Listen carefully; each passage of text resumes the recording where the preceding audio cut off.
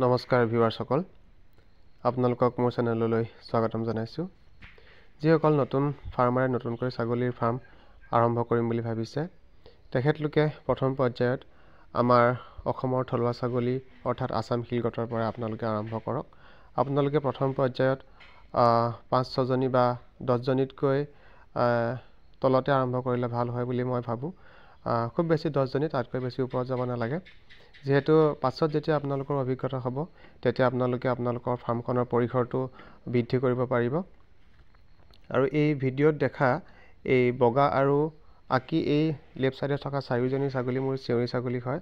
আমাৰ অসমৰ লোকেল ছাগলীৰ কিছুমান ভাল কোৱালিটিৰ ছাগলী থাকে, আৰু এই ছাগলীকেইজনী প্ৰথমবাৰ গাভিনী হৈছে। আৰু এই যে ছাগলীখিনি গৈ আছে ৰাস্তাত, সেই সময়ত চাৰিওফালে ধান আছিল, সেয়েহে ছাগলীখিনি এৰাল দি ৰখা হৈছিল। আৰু ভিডিঅ'ত দেখা যুঁজ লাগি থকা ছাগলী দুটাই মোৰ F1 পাঠা পোৱালি হয়। বাকী ছাগলীকেইজনী প্ৰথমবাৰ গাভিনী হৈছে।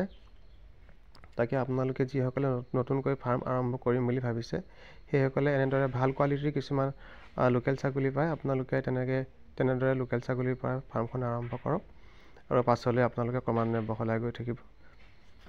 বাকী সকলোকে ধন্যবাদ জনাইছোঁ। আপোনালোকে স্বাৱলম্বী হওক।